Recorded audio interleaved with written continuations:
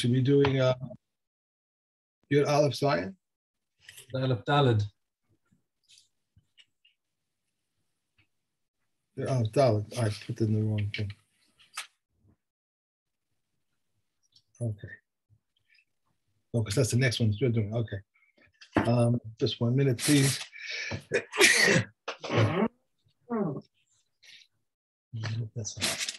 Okay. Here we go. If a woman's baby became confused with her daughter-in-law's baby, and they grew to adulthood and married and died, the sons of the daughter-in-law perform chalitza, but may not perform yibum, because it is uncertain which is their brother's wife and which is their father's brother's wife. The sons of the grandmother, however, may perform either chalitza or yibum, since the uncertainty is which is their brother's wife and which is their brother's son's wife. If the certain ones die, the uncertain sons perform chalitza but not yibum, with the grandmother's sons, widows, because it is uncertain which is their brother's wife and which is their father's brother's wife. And with the daughter's in-laws' sons, widows, one of the uncertain ones performs chalitza, and the other one may then perform yibum. If the child of a Kohen's wife become confused with a slave's child, they may both eat truma, and they receive one portion at the threshing floor. They may not contaminate themselves with the dead, and may not marry either qualified or disqualified women. If they became adults and emancipated each other, they may marry only women fit to marry a Kohen, and may not contaminate themselves with the dead. But if they contaminated themselves, they may not occur 40 lashes. They do not occur 40 lashes. They may not eat truma, but if they ate, they are not required to pay the principal and the additional fifth. They do not receive a portion of the threshing floor, but they may sell truma and keep the proceeds. They do not receive a portion of the sacred temple objects, and we do not give them sacred objects, but what is theirs is not taken from them. They are exempt from giving the upper foreleg, the jaws, and the stomach. His firstborn animal should be left for pasture until it becomes blemished, and both the stringencies which apply to Kahanim and those which apply to Yisraelim are imposed upon them. If a woman did not wait 3 months after her divorce or widowhood from her husband and remarried and gave birth, and it is not known whether it was a 9-month child by the former husband or a 7-month child by the latter. If she also had other sons from the first and second husbands, these sons perform chalitza but not yibum. Similarly, he performs chalitza for them but not yibum. If he had brothers for the first and second husbands, not through his mother, he may perform either chalitza or yibum, whereas one must perform chalitza, after which the other one may perform yibum. Okay. All right. So now one more Mishnah which deals with the possibility of a safek between two people. So we just dealt with the situation the same situation that we had. The situation we had yesterday was where you had a doubt which of two fathers had fathered the son. Right. Okay. What happens if one of the fathers is a Yisrael and the other one is a Kohen? Okay, well then you've got a child who's a Safek Yisrael, Safek Kohen. So Nose Isha Re'uya LeKohen. So he has to. So he takes the chumras of both sides, and this is so where we saw the in the previous Mishnah we saw that all the chumras of the Yisrael and the chumras of the Kohen. So here we see these are the chumras of the Yisrael and of the Kohen. You must marry a woman who's Ra'oi LeKohena. He can't become Tameh. But if he did, you can't lash him because he might be Israel. He's not allowed to eat truma. But even if he did eat truma, he doesn't have to repay anything because he can claim maybe prove that I'm not a Kohen. He can't ask for a portion at the threshing floor because they'll say prove that you're a Kohen. But if he has truma, he's allowed to sell it. And he keeps the money. And he has no right to any of the kodshim in the mikdash because he's not a kohen. And you can't give him kodshim either because he might be Israel. But if he has kodshim in his hand, you can't force it out of his hand because he can always say, prove that I'm not a kohen. So everything is remains in its status. You can't change the current status. Any Kohen who wants to demand these priestly gifts from him can say, prove that I'm not a Kohen. And if he has a Bechor animal, then he can keep it himself and wait for it to develop a blemish, and then he can eat it. And basically, in every case, it's whatever's the most machmir din of both a Kohen and Israel. Now, what happens if both of the fathers are Kohanim? Both of the potential fathers are Kohanim. Who onein alehem? So he's definitely a Kohen, right? Now, right. The thing is that we don't know which father is really his. So one of these two potential fathers dies. He is an onen for both of them. Now, what does an onen mean? He's aser to do avoda in the mikdash when he's an onen. Right. So because of that safek, when it's aser for him to do avoda, it could be either of them. So therefore, he has to act like an onen for both of them. But hey, onen in alav, and both of them have to be an onen for him. Now, this is an interesting little subtlety over here, because it's because this Mishnah is written in the plural that both of these men are going to be an onen for him. And the Gemara dives in and says, wait a second, you got two Kohanim, and they've got a Safek son. How on earth did this happen that both of them are a Kohen? Granted, the first one, it's Safek his son, Safek the second man's son. But how did the second man happen to marry the first man's ex-wife? If he divorced him, then she's a Gerusha LeKohen. Right. The son is a Chalal. So how could you be talking about a case where he's an onen alehem, because now he's a Safek. Now if you're saying that both men are alive, then the son is a Safek Chalal. So that's what the Gemara jumps on this Mishnah and says, wait a second, how could this be? So it has to come up with this really corner case where the first Kohen married his wife Al Tanai. There was a certain Tanai in the marriage, and the Tanai wasn't fulfilled, therefore she left him without a divorce, and there was never a marriage. And therefore, she was legally married to the second Kohen because she wasn't a divorcee, even though she lived with the first Kohen, and to the point where she could have, Safek have a son with him, Safek have a son with the second Kohen. But nonetheless, in either case, the son remains a Kohen because she's not considered a Gerusha. Okay, so it's a funny little case that. Anyway, but in such a case, they would both have to act as an onen for him if he died. But in terms of the kulas, remember, Kohen is allowed to become tameh to bury one of his first degree relatives. But when we've got a safek over here, which one of them is his father, so he is not allowed to become tameh when either of them dies. And they may not become tameh for him either because of the safek. Who eno yoresh son? He also cannot be yoresh from this father because the other yorshim will come and say, prove that you're part of the yorshim. Aval heim yorshin also. But if he dies and he doesn't have any children to pass his yerusha onto, then the two fathers are going to come, and since it's a safek between them, they'll have to split his yerusha 50-50.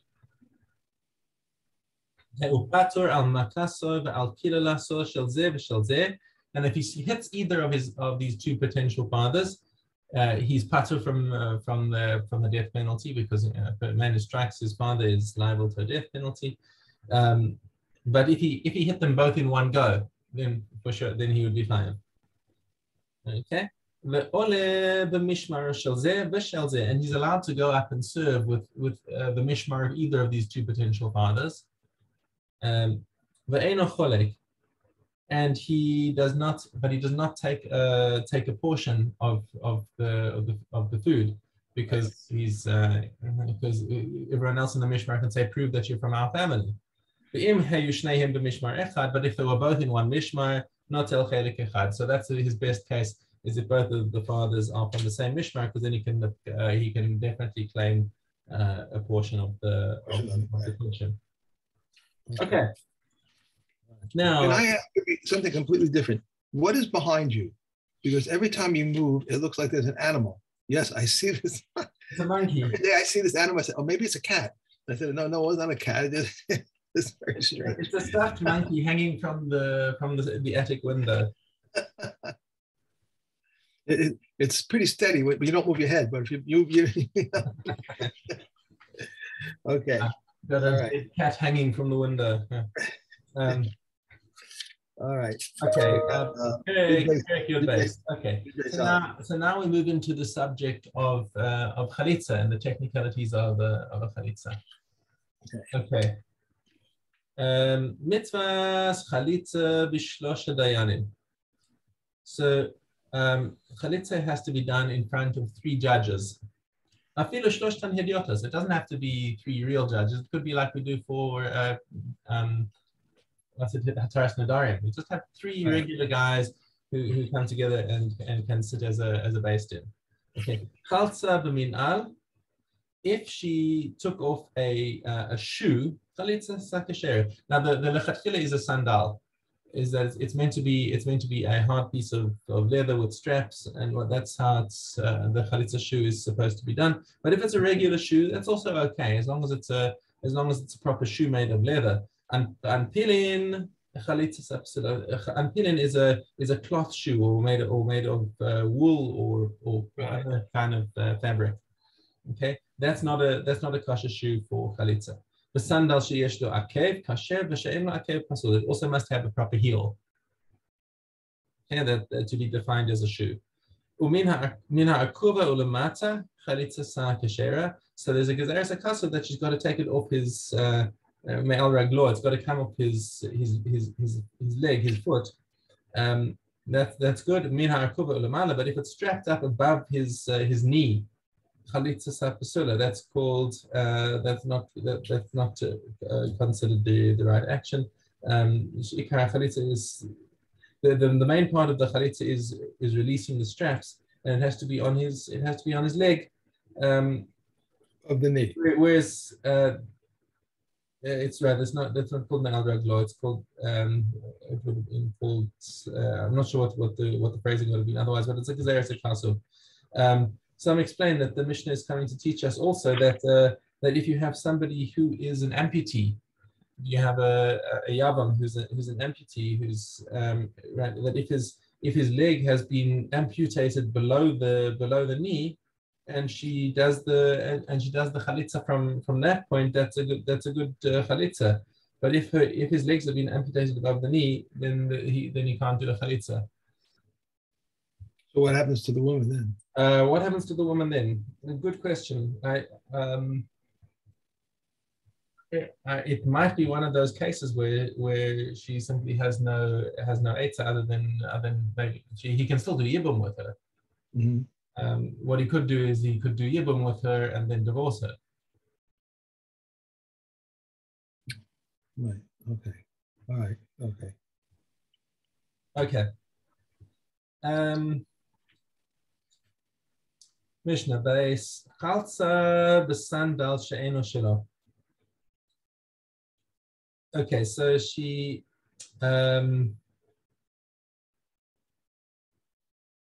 okay, so now she does chalitza with a sandal that is not his shoe. So he had to borrow a shoe for the occasion.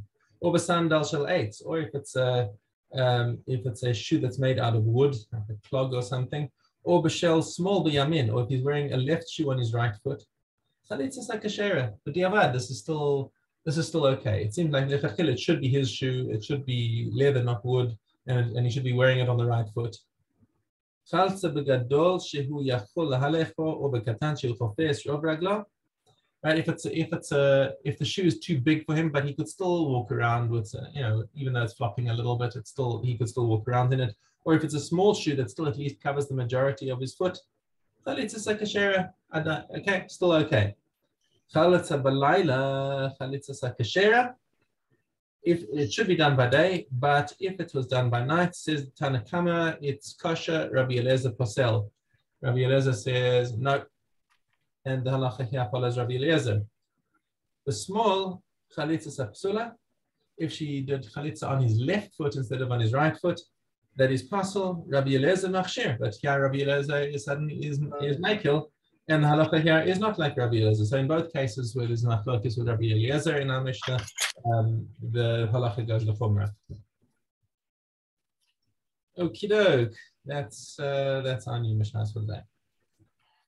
So, Chazar and Ches Daled. What are you doing? Expect an answer from this. Test. Okay, here we go. Okay, Ches Daled. Rabbi Yeshua said, I have heard that the Saras performs Chalitza and that the Chalitza is performed with his wife. And I have also heard that the Saras does not perform Chalitza and that the Chalitza is not performed with his wife, and I cannot explain it. Rabbi Akiva said, I will explain it.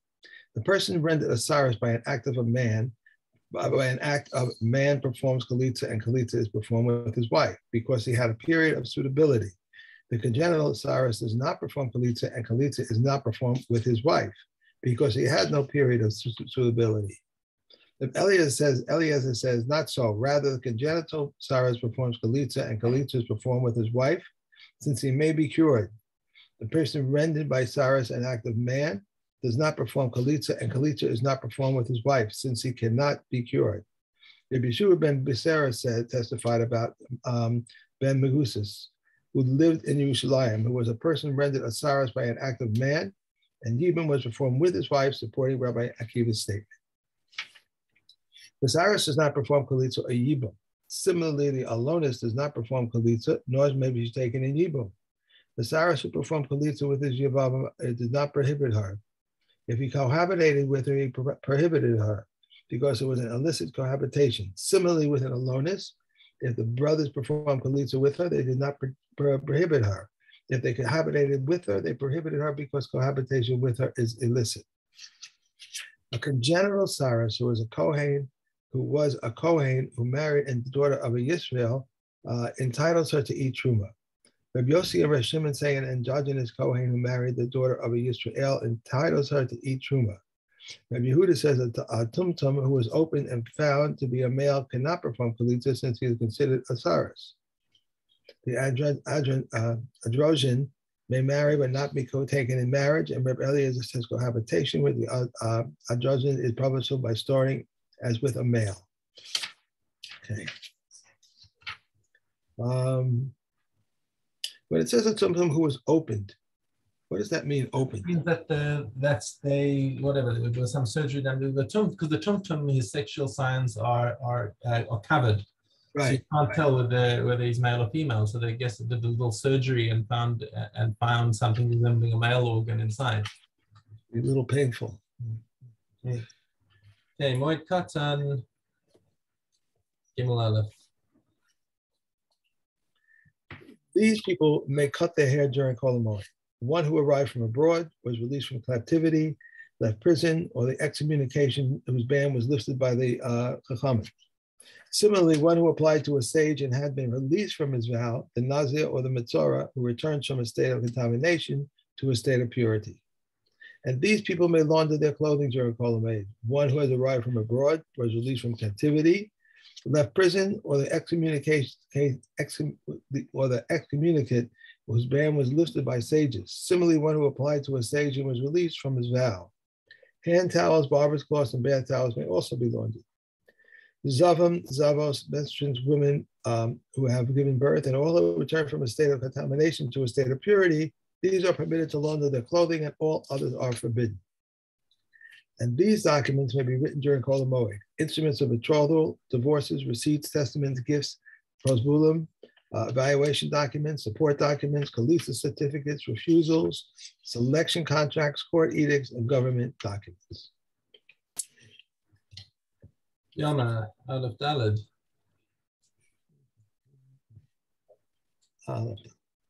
During the entire 7-day period, they did not withhold food and drink from him.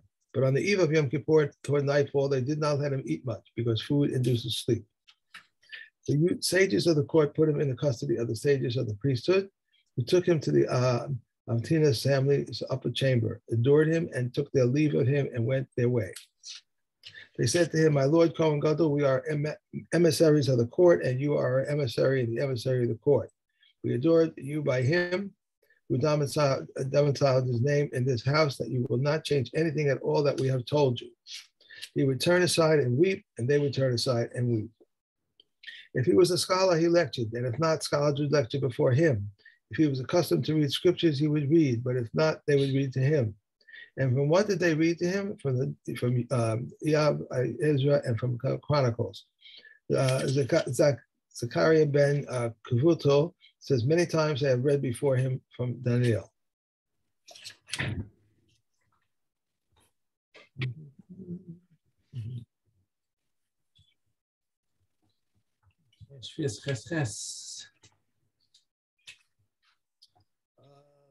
Okay.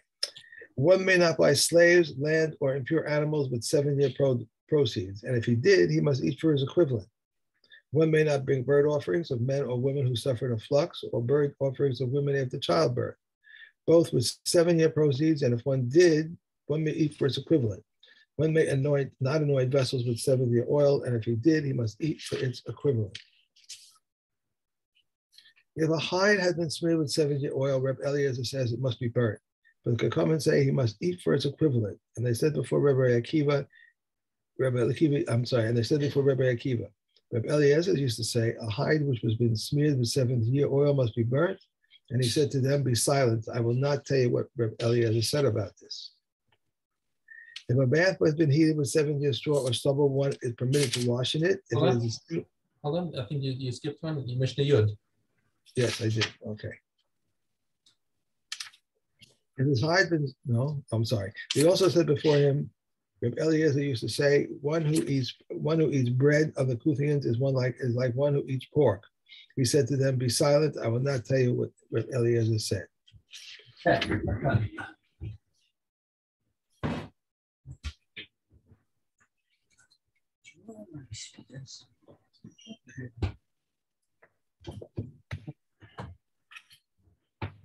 Okay, we're in Kelim Chaf Zayin Yud Beis. Concerning a piece of cloth measuring 3 handbreadths by 3 handbreadths, that was torn, if when placed on a chair, the flesh of the one sitting on the chair touches the chair, it's tahor. Otherwise, it remains tameh. Concerning a piece of cloth 3 finger breadths by 3 finger breadths from which one thread was worn out, or on which one a knot, on which a knot or 2 threads were found lying alongside each other, it is tahor. And a piece of cloth 3 finger breadths by 3 finger breadths that was thrown into a trash heap is tahor. If it was retrieved, it is susceptible to tumah. Invariably, throwing it into the trash heap renders it tahor, and retrieving it renders it susceptible to tumah, unless it is a purple material for fine crimson. But Eliezer says a patch of new cloth is similar to them, and Rabbi Shimon says they are all tahor, and they were not mentioned except in regard to the return of a lost article. A piece of cloth measuring 3 finger breadths by 3 finger breadths that was placed inside a ball, or itself was made into a ball, it's tahor. But a piece of cloth measuring 3 handbreadths by 3 handbreadths that was placed inside a ball is tameh. If it itself was made into a ball, it is tahor, since the stitching diminishes it. Okay. One more. A piece of cloth measuring less than 3 handbreadths by 3 handbreadths that were designed to use to plug a bathhouse, to pour out its contents of a pot, or to wipe clean a millstone, whether it is prepared for use or whether it is unprepared for use, the cloth is tameh. These are the words of Reb Eliezer. Reb Yeshua says whether it is prepared for use or whether it is unprepared for use, the cloth is tahor. Reb Akiva says if it is prepared for use, the cloth is tameh. If it is unprepared, the cloth is tahor.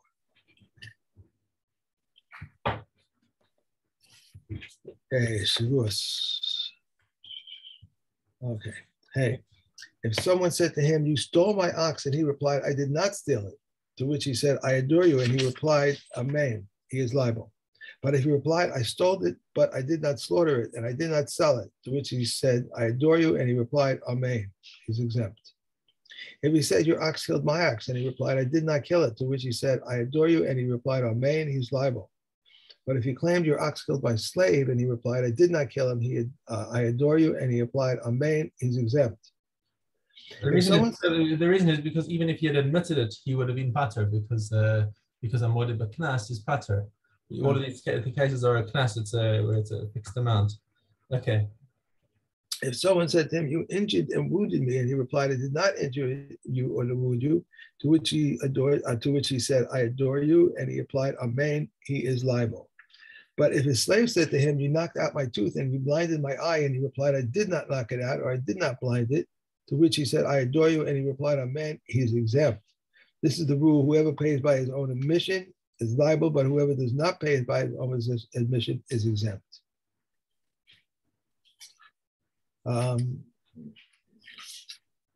The oath of the judges is for a claim of 2 silver and an admission of the value of a pruta. But if the admission is not the same kind as the claim, he's exempt. How so? If one claims 2 silver of mine are in your possession, and the other replies, you have in my possession only a pruta, he's exempt. But if he claims 2 silver and a pruta of mine are in your possession, and the other replies, you have in my possession only a pruta, he is liable. If he claims, I have a mana for your possession, and the other replies, you have nothing in my possession, he's exempt. If he claims, I have a mana in your possession, and he applies, you have in my possession only 50 dinars, he is liable. If he claims the mana of my father's is in your possession, and the other replies, only 50 dinars of his are in my possession, he's exempt because he is one who returns a lost object. I have a mana in your possession. And he replied before witnesses, yes. On the next day, when he said to him, give it to me, the other replies, I gave it to you. He's exempt. But if he replied, you have nothing in my possession, he's liable. I have a mana in your possession. And he replied, yes, to which the other responded, do not give it to me except for witnesses, before witnesses. On the next day, when he said to him, give it to me, the other side replied, I gave it to you. He's liable because he is required to give it to him with witnesses. Okay. There's a very nice article in the Jerusalem Post about kidney donation.